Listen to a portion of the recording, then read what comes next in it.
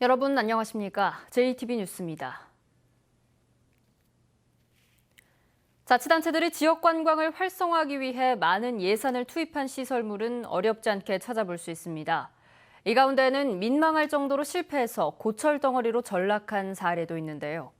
무주군의 태권브이 전망대에 대해 많은 우려가 나오는 것도 바로 이런 이유 때문입니다. 첫 소식 오정현 기자입니다.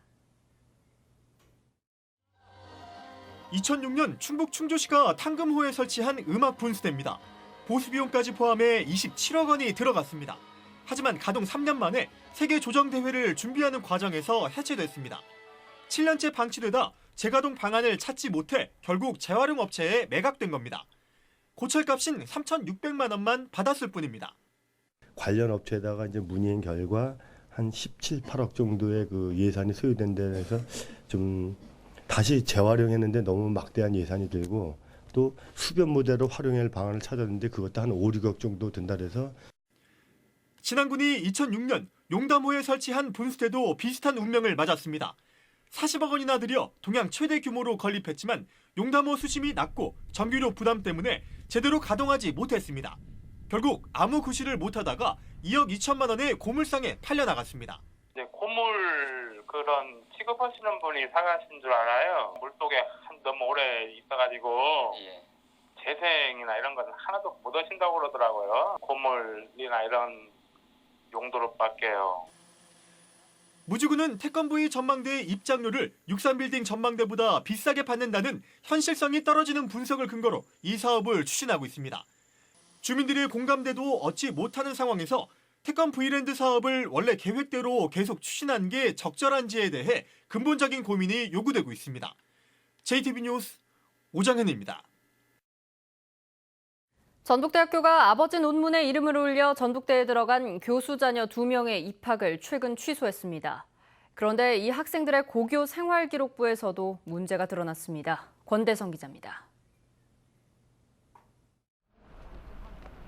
전북대 모 교수의 자녀 2명은 지난달 대학 입학이 취소됐습니다. 아버지 연구 논문에 부당하게 저자로 이름을 올리고 이를 활용해 입학해 입시 공정성을 해쳤다고 판단된 겁니다. 전북교육청이 감사를 벌인 결과 고교 시절 생활기록부 기재도 부적절한 것으로 나타났습니다. 한 명은 발표하지도 않은 논문을 발표했다고, 또 다른 한 명은 규정이 바뀌어 논문 성과 기재 자체가 금지됐는데 기재됐습니다.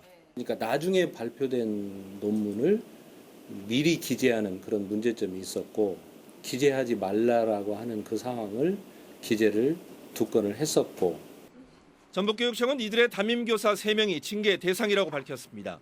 문제는 징계 시효 3년이 지났고 2명은 퇴직까지 해 징계가 불가능하다는 점입니다. 또한 대가성 여부는 수사를 통해 확인할 수 있다면서도 수사 의뢰는 하지 않았습니다. 조국 법무장관 후보자 사태 속에 허술한 학생부 관리가 뒤늦게 드러나면서 학생부의 기재 범위와 활용, 신뢰성을 두고 논란은 다시 불거지게 됐습니다. 학교 생활기록부가 주 목적이 대입 전형 자료로서 관점으로 본다 그러면 계속 문제의 양상을 안고 갈 수밖에 없다는 것입니다. 전북교육청은 이번 감사 결과를 계기로 지원단을 꾸려 모든 초중고등학교의 학생부 기재 관리를 조사하고 돕기로 했습니다. JTB 뉴스 권대성입니다.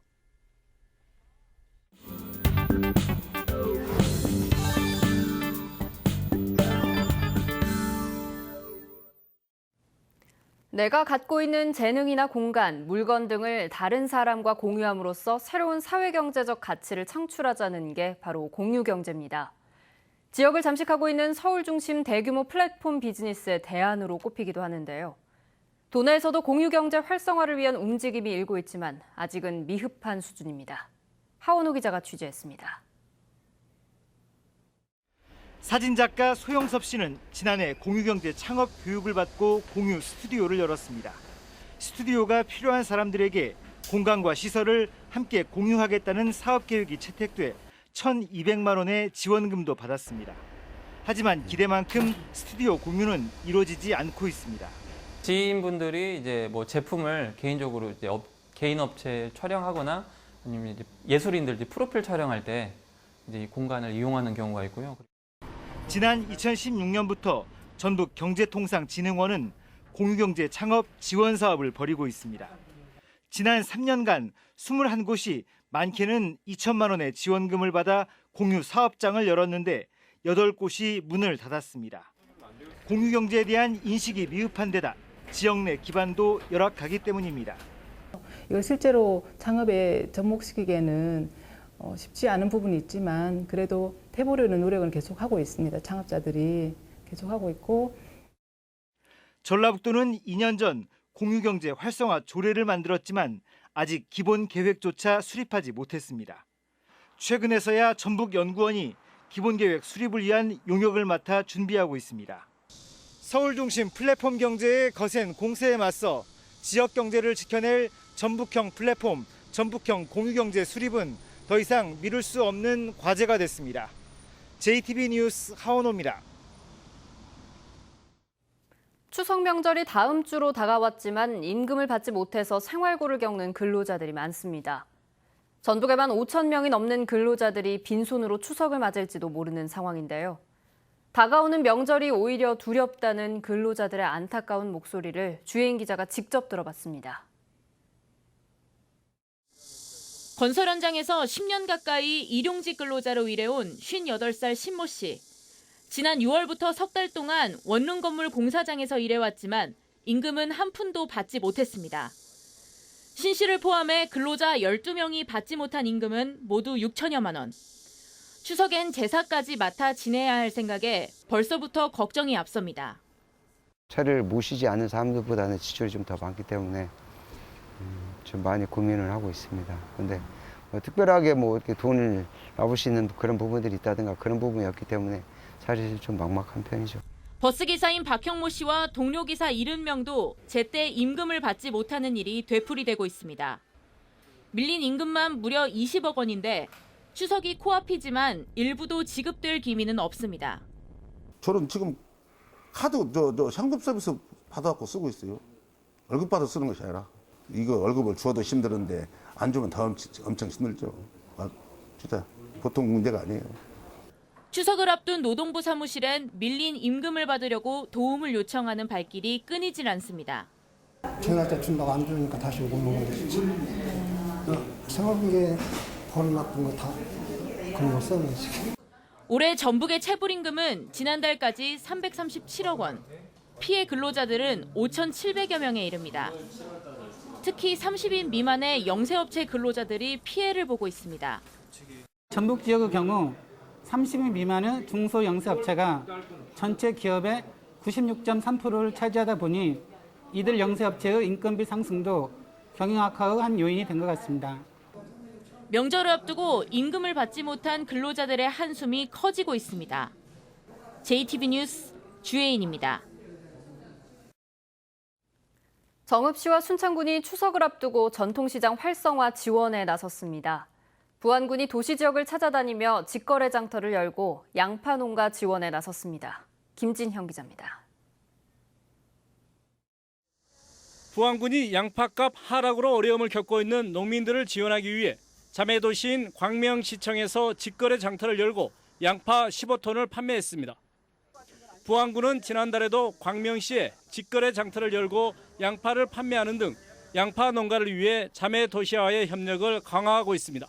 광명시와 경제교류 협력을 지속적으로 추진하고 부안군 우수 농산물의 판로 확대 및 도농 상생 발전의 기틀을 다지겠습니다. 남원 지역 마을 기업들이 추석 명절을 맞아 지역 특산품으로 구성된 행복꾸러미 세트를 선보였습니다. 6개 마을 기업이 만든 행복꾸러미 세트는 직접 재배하고 생산한 꿀과 한가 등 안전하고 건강한 제품으로 구성됐습니다. 정읍시가 전통시장에서 추석 명절 장보기 캠페인을 펼쳤습니다. 정읍시는 세계 전통시장 활성화를 위해 전통시장 장보는 날 운영과 온누리 상품권 구입하기 운동 등도 추진합니다. 지난달 지역 상품권을 처음 발행한 순창군이 한 달 만에 10억 원어치를 추가 발행했습니다.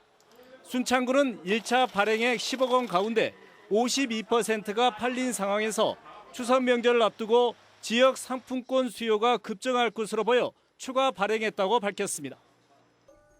고창군에서 재배된 복분자로 만든 술 3만 병이 호주로 수출됩니다. 지난해부터 시작된 복분자 술 수출이 어려움에 처한 복분자 생산 농가에 도움이 될 것으로 기대하고 있습니다.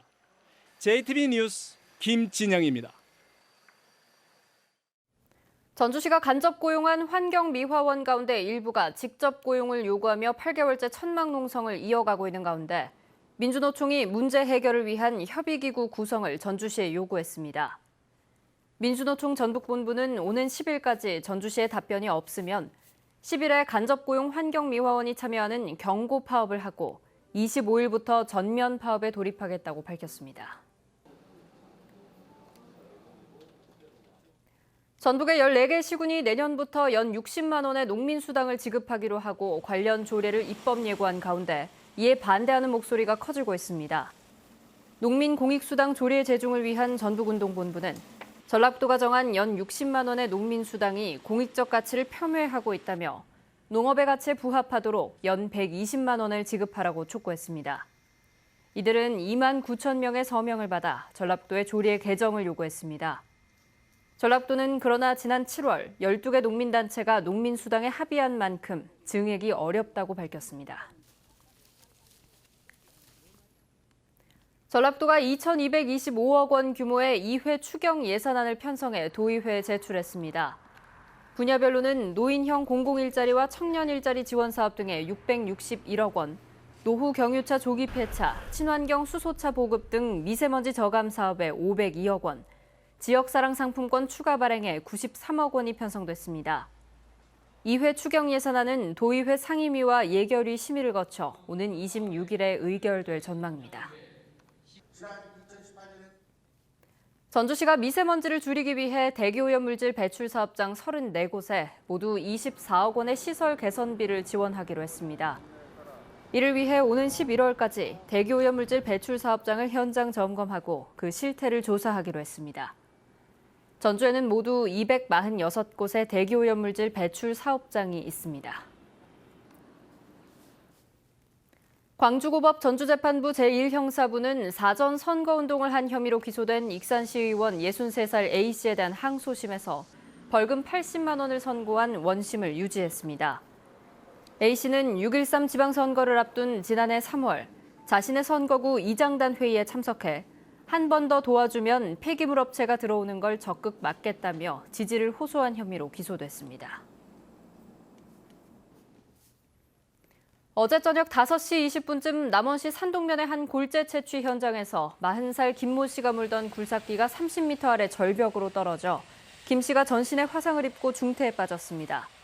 경찰과 소방당국은 목격자 등을 상대로 정확한 사고 원인을 조사하고 있습니다. 오늘은 흐린 가운데 내일까지 5에서 30mm의 비가 오겠습니다.